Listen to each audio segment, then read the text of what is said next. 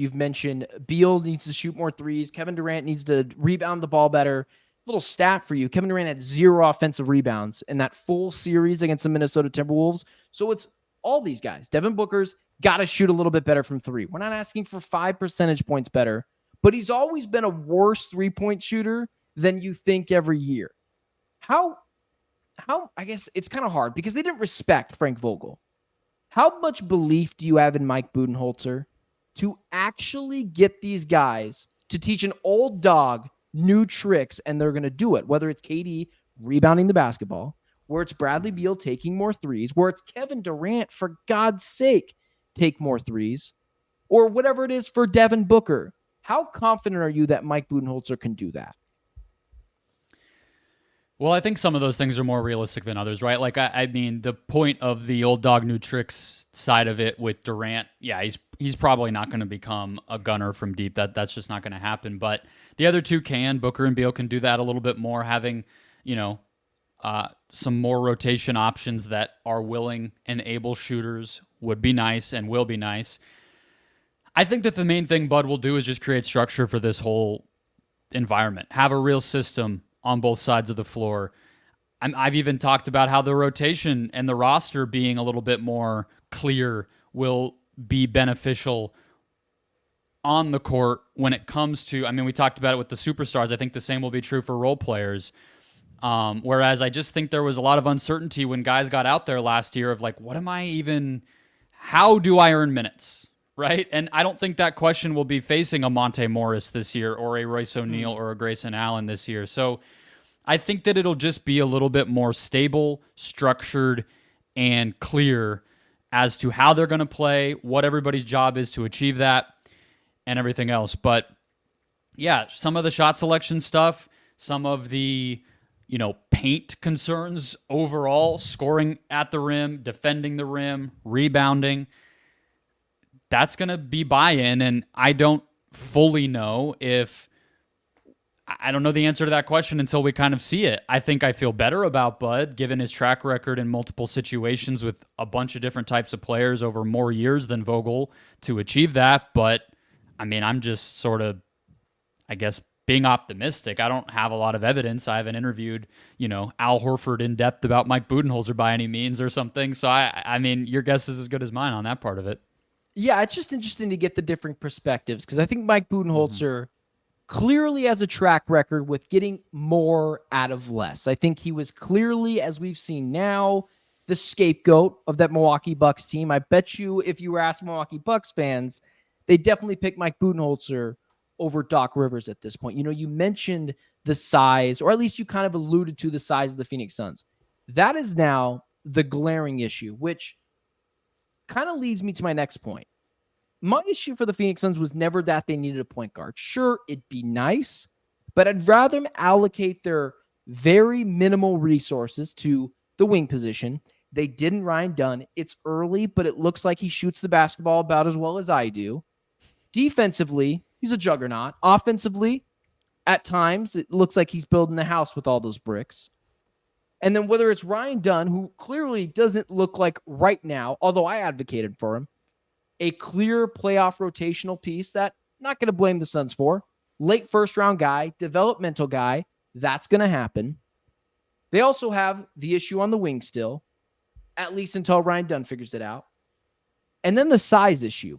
They're small, which is again, the reason why I alluded to Beal go to the bench, get a little bit bigger, a little bit thicker with Royce O'Neal, because on this team, every pound and every inch counts. Here's my only suggestion that, and you've kind of alluded to it earlier when we were talking. Grayson Allen, it seems like the odd man out. A little too much redundancy. Sure, he shoots really well from 3, but can he replicate that kind of season? Potentially he can. He obviously benefited from playing with 3 stars and getting a lot of open shots. But here's my thing. Can you package a Grayson Allen to fix the wing issue, i.e. a Dorian Finney-Smith, which I'm not this nuts Suns fan. I'm not out here packaging a first-round pick and Yusuf Nurkic and think I'm getting Walker Kessler. I live in the real world. And so when it comes to Grayson Allen, is he the odd man out? Could you get a Dorian Finney-Smith for him? Could you get any viable wing player that adds depth, that adds length, and that adds a little bit of size to this team that is now staring at their biggest glaring weakness, size. Both Grayson Allen and Yusuf Nurkic, I mean, T-minus, a month until we see an article where those two guys' names are in trade rumors? I mean, that's just where this is headed. And it's, again, it comes back to the first thing I said about part of what Tyus Jones' acquisition does for this team. He's not the same exact player as Grayson Allen, but you have some options at your disposal about how you can build your roster out going forward and who you can move in order to get there. And Grayson Allen is obviously the guy. I mean, I think the thing that the way that the offseason has played out really did for the Suns is it's not so much that they're small because they have too many players of the same position. It's that all of their good players are the same position, right? So you would be crazy to be force-feeding a Josh Okogie or a Ryan Dunn a bunch of minutes and giving Monte Morris or Tyus Jones or Grayson Allen a bunch of DNPs. Like, that just, you want to put your best players on the court. But all your best players are 6'5" or under now outside of, Durant and O'Neal and Nurkic, basically, and Plumlee. So you have to be exploring trades to turn one of those pieces into somebody that's somewhere in that 6'6" to 6'9" range who can ideally play a little bit on both sides of the floor. I don't know who that's going to be. I don't know what that's going to look like. That 2031 pick is very valuable in my opinion, especially if you're willing to go pretty slim on the protections for it. Nurkic is effectively an expiring contract. If we get to this year's deadline, whoever's acquiring him, the next year will be his last on this deal. And then Allen, to me, is like a very valuable player, given that he's paid pretty appropriately. He's very good on good teams. We've seen that in multiple stops now. I think I would bet one of the two of those guys at least is not on this roster by March 1st. And this roster, who's starting, who's closing, is all an open question until that gets done. Yeah, this will be my final question to you. Brendon Kleen of the Locked On Podcast joining me on the Ben Garcia show today. What is the correct expectation for the Suns this year? Is it championship or bust? Because a championship or bust season is the worst way to view any season at all. I thought this was going to be the most fun year for me to watch the Phoenix Suns. And at times I was wondering if I could run a play better than they could. It was so disjointed and unorganized. It wasn't fun. They weren't likable. Is the expectation now with Tyus Jones, who I don't think can be understated, is a really, really good piece and a guy that both you and I thought were never going to be here. My belief is they're a sneaky championship contender. If things break their way, maybe, right? I still think the Celtics could probably lock those guys up. But if things could break their way, but you could say that about anyone. But it is especially keen because you have guys like Kevin Durant, Devin Booker, and Bradley Beal. It's a bunch of stars on a team that if they get hot, it's just hard to stop that freight train. What do you think are the right expectations for this team? Is it just ride it out, which is tough to do with a bunch of guys who we're not sure if we even like? Where are you at with that?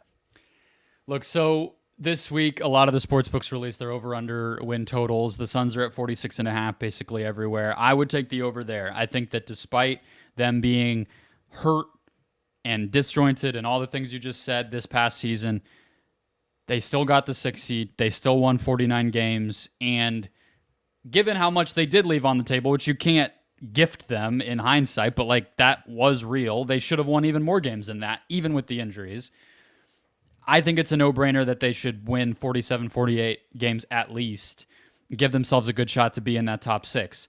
I think you have to put Boston at the top of the pack, given that they literally ran almost their entire roster down from top to bottom back for a season that they just absolutely destroyed the league in. Behind that, though, I look at almost every other team that could consider itself a title contender to almost be in one tier together. Right? Philly, New York in the East, Milwaukee maybe, however far you want to go down there. And then in the West, some of the teams you listed off, Denver, Minnesota, Oklahoma City, Dallas, the Suns. Like, I struggled. I mean, you can make a case. Obviously, we all can debate it, but I don't think one of them is clear cut ahead of anybody else. The Suns probably down near the bottom of that pack, but still in it, in my opinion. They have a chance to win a championship, probably based on making the move I just laid out in the last comment. But that's where I'm at. I think that they have the goods if they nail everything.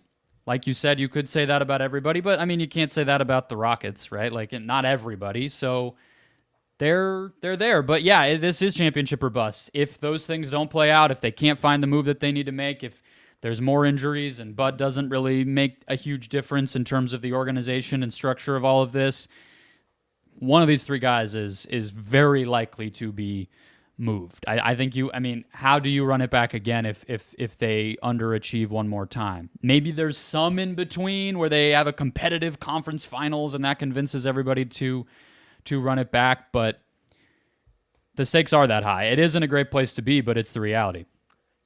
I lied really quickly. Would you have ran it back with this team?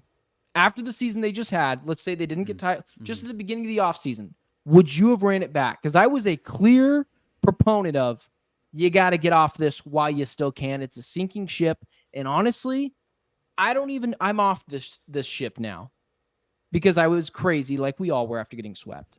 But at one point I was, do you trade Devin Booker and just really set this? I understand that's crazy now. I was in fantasy land. I was nuts. But would you have ran it back with this team? I would have, because Beal, Katie, and the big three, right? Basically, yeah. Keep them. I mean, that is the team.